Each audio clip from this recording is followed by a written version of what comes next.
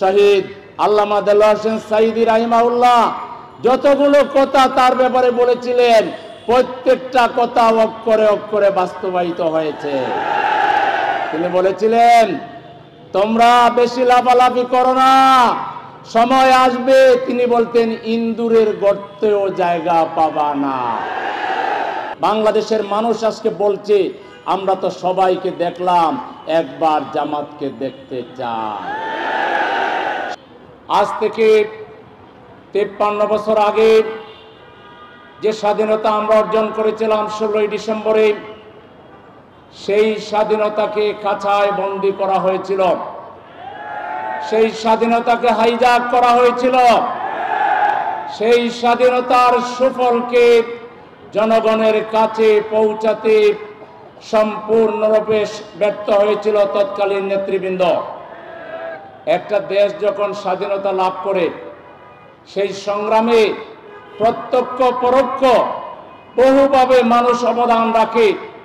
বহু মানুষ সেই সময় নামাজ পড়ে আল্লাহর দরবারে দোয়া করেছে, কান্নাকাটি করেছে, মুক্তিযুদ্ধে যেতে পারেনি, কিন্তু মুক্তিযোদ্ধাদেরকে তারা আহার করিয়েছে, খাবার দিয়েছে, আশ্রয় দিয়েছে, শত্রুর মোকাবেলায় আড়াল করে তাদেরকে নিরাপদ করেছে। এভাবে একটা স্বাধীনতা সংগ্রামে গোটা জাতি ভূমিকা রেখেছে। সেই ভূমিকাকে মুক্তিযুদ্ধ উত্তর, স্বাধীনতা উত্তর ক্ষমতা যারা নিয়েছিল, তারা তাদের দলীয়, ব্যক্তিগত, পারিবারিক, পৈতৃক সম্পত্তিতে পরিণত করেছিল। তারা প্রতিপক্ষকে রাজাকার বানানোর জন্য, স্বাধীনতা বিরোধী বানানোর জন্য একটু স্বাধীনভাবে মর্যাদা নিয়ে একজন সাংবাদিক যদি লিখেছে, কথা বলেছে টক শোতে, কিংবা কোনো সিনিয়র সিটিজেন দুটি কথা মত বিনিময় করেছেন, নিজের স্বাধীন মত প্রকাশ করেছেন, তিনি রাজাকার হয়ে গেছেন। তারা মুক্তিযুদ্ধের অন্যতম sector commander major general Ziaur Rahman, তিনি পরে প্রেসিডেন্ট হয়েছেন, তাকেও রাজাকার বলতে বাদ দেয়নি। তার মানে যেই আওয়ামী লীগ করতো না, যেও আওয়ামী লীগের বিরোধিতা করত, যেই সত্য কথা বলতো, তাদের দৃষ্টিতে সেই ছিল রাজাকার, সেই ছিল স্বাধীনতা বিরোধী। রাজাকার বলতে বলতে এই রাজাকারের তকমা ব্যবহার করে সাথে আরেকটা যোগ করেছিল জঙ্গিবাদ। জঙ্গিবাদ শেখ হাসিনা তার শাড়ির নিচে জঙ্গিবাদ তৈরি করত। এই দেশে যদি জঙ্গিবাদ নামে কিছু থেকে থাকে, এর একক মালিকানাশিপ আমরা শেখ হাসিনাকে দিতে পারি, এবং তাকে ধরে যদি বিচার করা হয়, এই জঙ্গি নাটক সাজাতে গিয়ে এদেশের যে মানুষগুলোকে খুন করেছে, এর জন্য তাকে যদি 100 বার ফাঁসি দেওয়া হয়, তাতেও কম হয়ে যাবে। জঙ্গিবাদের মূল নায়ক হচ্ছে শেখ হাসিনা। রাজাকার রাজাকার বলল সারা জীবন। মুক্তিযোদ্ধা মন্ত্রণালয় একটা নিরপেক্ষ তদন্ত করলো, রাজাকারের একটা তালিকাও করলো। সেই তালিকায় চ্যাম্পিয়নশিপ অর্জন করলো শেখ হাসিনার দল আওয়ামী লীগ। 10,000-এর বেশি রাজাকার পাওয়া গেল তার শাড়ির নিচে। সেকেন্ড আরেকটা দল হয়েছে, থার্ড আরেকটা দল হয়েছে। জামাত ইসলামের রাজাকার বলতে বলতে দেখা গেল জামাত ইসলামীতে কোনো রাজাকার না। তাইলে শেষ পর্যন্ত আমাদের ছাত্ররা একটা যৌক্তিক আন্দোলন, মেধার জন্য আন্দোলন করলো। কোটা না মেধা, তারা বলল মেধা মেধা। তারা বৈষম্যের বিরুদ্ধে আন্দোলন করলো। তিনি বললেন, মুক্তিযোদ্ধার নাতিপুতিরা পাবে না তো রাজাকারের নাতিপুতিরা পাবে নাকি কোটা?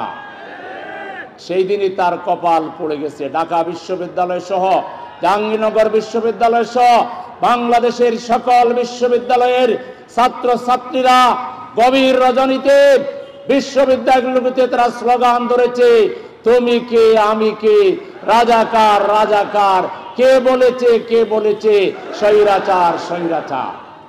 যদি রাজনীতির কাণ্ডজ্ঞান তার থাকতো, তাহলে সেদিনই সে জাতির উদ্দেশ্যে ভাষণ দিয়ে পদত্যাগ করত। তাহলে এতগুলো মানুষের জীবন যেতে হতো না, আর তাকে হয়তো এইভাবে দাদার বাড়িতে পালিয়ে যেতে হতো না। আমাদের মরহুম শহীদ আল্লামা দেলোয়ার হোসেন সাঈদী রাহিমাহুল্লাহ যতগুলো কথা তার ব্যাপারে বলেছিলেন, প্রত্যেকটা কথা অক্ষরে অক্ষরে বাস্তবায়িত হয়েছে। তিনি বলেছিলেন, তোমরা বেশি লাফালাফি করো না, সময় আসবে, তিনি বলতেন, ইন্দুরের গর্তেও জায়গা পাবা না। এক বিচারপতি সোনার মানিক না, আসলে মানে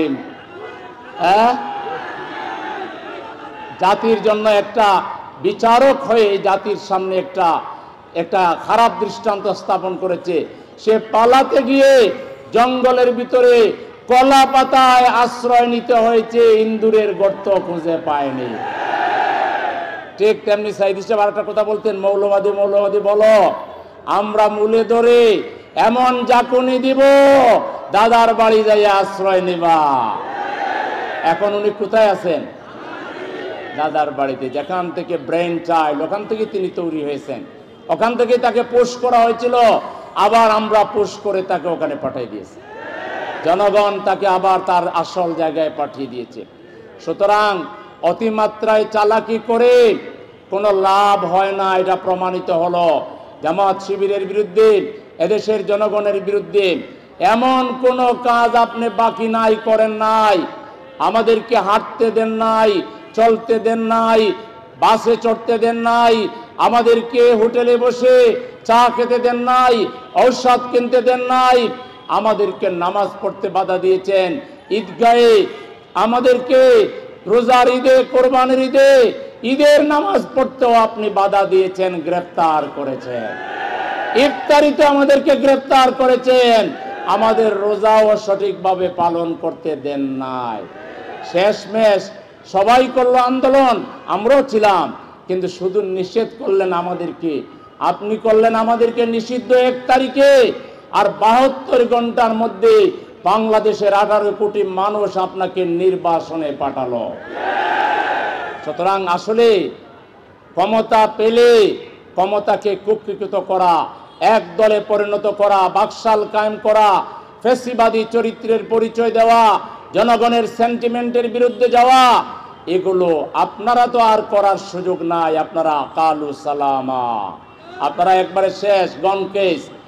ভবিষ্যতে বাংলাদেশে যারা রাজনীতি করবেন, তাদের কথায়, আচরণে যদি দখলদারি মানসিকতা তৈরি হয়, যদি এককভাবে খাওয়ার চেষ্টা করেন, এককভাবে শুধু আপনারাই থাকবেন আর কেউ থাকবে না, এটা যে কেউ যদি পোষণ করে, এটা যদি জামাতও পোষণ করে, আমি মনে করি জামাত পোষণ করার কোনো প্রশ্নই নাই। উদাহরণস্বরূপ বললাম, বাংলাদেশে যে কেউ এটা করবে, তার পরিণতি হবে শেখ হাসিনার পরিণতি। এজন্য বাংলাদেশের রাজনীতি হলো মিলেমিশে চলার রাজনীতি। বাংলাদেশের রাজনীতি হলো সহনশীলতার রাজনীতি। বাংলাদেশের রাজনীতি হলো সৌহার্দ্যের রাজনীতি, সম্প্রীতির রাজনীতি। এর বাইরে চাঁদাবাজি, টেন্ডারবাজি, দখলবাজি, হামসে বড়া কৌন হয়, আমি সব, এরকম কোন মানসিকতা যদি কোনো দল পোষণ করেন, ইতিহাসের আস্থা করে যাওয়া ছাড়া কোনো বিকল্প থাকবে না। এজন্য এই শেখ হাসিনা যেভাবে এবং তার পিতা শেখ মুজিবুর রহমান যেভাবে একদলীয় বাকশাল কায়েম করে বাকি দলগুলোকে, পত্রিকাগুলোকে নিষিদ্ধ করে তারা এই দেশকে চিরস্থায়ীভাবে তাদের বন্দোবস্তে নেওয়ার জন্য, তাদের কর্তৃত্বে নেওয়ার জন্য যেভাবে পুলিশকে, প্রশাসনকে, র্যাবকে, সকল প্রশাসনের সকল স্তরকে তারা যেভাবে কুক্ষিগত করেছিলেন, কিন্তু শেষমেশ তাদের শেষ রক্ষা হয়নি। ঠিক তেমনি আগামীর বাংলাদেশ এটাকেও কুক্ষিগত করার চেষ্টা করলে তাদের কোনো শেষ রক্ষা হবে না। বাংলাদেশ এটি 18 কোটি মানুষের বাংলাদেশ। এটা যদি 20 কোটি হয়, 25 কোটি হয়, 100 কোটি হয়, এই বাংলাদেশের মালিক হবে 100 কোটি মানুষ। কোনো বিশেষ দল, কোনো কয়েকটা রাজনৈতিক দল কিংবা কয়েকটি রাজনৈতিক গোষ্ঠী এই বাংলাদেশের মালিক কখনো হতে পারবেন না। বাংলাদেশের চালাবে বাংলাদেশের জনগণ ইনশাআল্লাহ। ইনশাআল্লাহ এদেশের রাজনীতির চাবিকাঠি, প্রশাসনের চাবিকাঠি যদি জামাত ইসলামীর হাতে আসে, আমরা 18 কোটি মানুষকে বাংলাদেশের মালিক বানাবো ইনশাআল্লাহ। 18 কোটি মানুষ স্বাধীনভাবে মাথা উঁচু করে সে ব্যবসা করবে, বাণিজ্য করবে, চাকরি করবে, তার মনের কথা সে প্রকাশ করবে, তার সন্তানকে পড়ালেখা করে বাংলাদেশকে নেতৃত্ব দেওয়ার জন্য উপযোগী করে গড়ে তুলবে। আমরা এমন একটা ইনক্লুসিভ বাংলাদেশ করব, যেই বাংলাদেশে কোনো দলবাজি থাকবে না। আমরা সব ক্লাসের মানুষকে পার্লামেন্টে নিয়ে যাব। আমাদের ছাত্রদের প্রতিনিধি থাকবে, যুবকদের প্রতিনিধি থাকবে, শ্রমিকদের থাকবে, ছাত্রীদের থাকবে, মহিলাদের থাকবে, আলেমদের থাকবে, খতিবদের থাকবে, ব্যবসায়ীদের থাকবে। আমরা নৃতাত্ত্বিক যে গোষ্ঠী রয়েছে, উপজাতি যারা রয়েছে, সবার প্রতিনিধিত্ব পার্লামেন্টে আমরা নিশ্চিত করব এবং সবাইকে পার্লামেন্টে কথা বলার সুযোগ দিব। সবাই তাদের দাবি পার্লামেন্টে তুলে ধরবে। সেখান থেকে মন্ত্রণালয় থেকে সেগুলো যাচাই বাছাই করে ন্যায্য দাবিগুলো পূরণ করার জন্য সরকার উদ্যোগী হয়ে ভূমিকা পালন করবে। রাস্তায় কাউকে আন্দোলন করা লাগবে না, রাস্তায় দাবি দেওয়া পেশ করতে হবে না। একটা অত্যাধুনিক কল্যাণ রাষ্ট্র, আধুনিক কল্যাণ রাষ্ট্র বাংলাদেশকে উপহার দিবে বাংলাদেশ জামাত ইসলামী। বাংলাদেশ জামাত ইসলামী যে কথা বলছে, এটা শুধু মুখের কথা নয়। জামাত ইসলামী বিগত 53 বছরে আমরা লোক তৈরি করেছি, অর্থনৈতিক ফিল্ডে করেছি, সাংস্কৃতিক ফিল্ডে করেছি, শিক্ষার ক্ষেত্রে আমরা লোক তৈরি করেছি, স্বাস্থ্য ডিপার্টমেন্টে আমরা লোক করেছি, প্রতিষ্ঠান তৈরি করেছি। আমরা টেস্ট করেছি আমাদের লোকগুলো কতটুকু ক্যাপাবল, আমাদের লোকগুলো দুর্নীতি মুক্তভাবে, স্বার্থপরতা মুক্তভাবে, স্বজনপ্রীতির ঊর্ধ্বে উঠে সবাইকে সার্ভিস দিতে পারে কিনা আমরা সেটা প্রমাণ করেছি। আমরা সেটা পারব। আমরা যে ইসলামী ব্যাংকিং পদ্ধতি গড়ে তুলেছি, এই ব্যাংক থেকে, এই ব্যাংক ব্যবস্থা থেকে যারা লোন নিয়ে কারখানা করেছে, গার্মেন্টস করেছে, শিল্প গড়ে তুলেছে, তাদের 98% লোক হচ্ছে আওয়ামী লীগ, বিএনপি, সাধারণ মানুষ। জামাত ইসলামের 2% মানুষও নাই। তাইলে জামাত যা করে এটা জনগণের জন্য করে, জামাত যা করে দেশের জন্য করে। সুতরাং জামাত যদি ক্ষমতায় যায় 18 কোটি মানুষই উপকৃত হবে। আমরা যে রাষ্ট্রের কথা বলছি, এটা কোনো আবেগের রাষ্ট্র নয়, বাবা আবেগের রাষ্ট্র নয়। আমরা যে ইনসাফের কথা বলছি, ন্যায়ের কথা বলছি, আদলের কথা বলছি, এটা আমাদের ব্যক্তি, পরিবার, সমাজ এবং আমাদের বিভিন্ন ক্ষেত্রে আমরা সেটা লালন করি, সেটা আমরা পালন করি। সুতরাং বাংলাদেশের মানুষ আজকে বলছে, আমরা তো সবাইকে দেখলাম, একবার জামাতকে দেখতে চাই। সবার দেখা শেষ হয়েছে, এবার জামাতকে দেখবার পালা। আগামীর বাংলাদেশ জামাতে ইসলামের নেতৃত্বে ঐক্যবদ্ধ বাংলাদেশ। সেই বাংলাদেশ প্রতিষ্ঠায় জামাত ইসলামের ভাইদেরকে আরো অনেক দায়িত্বশীল ভূমিকা পালন করতে হবে। আপনাদেরকে জনগণের কাছে যেতে হবে, জনগণের দুঃখের কথা কান দিয়ে শুনতে হবে, হৃদয় দিয়ে উপলব্ধি করতে হবে। আজকে সাধারণ একটা সেবা, ওয়ার্ড কাউন্সিলরের যে সেবা আছে, আজকে সিটি কর্পোরেশনের যে সেবাগুলো রয়েছে, এই সেবাগুলো সঠিকভাবে দেওয়া হয় না, এখানেও দুর্নীতি বিরাজমান।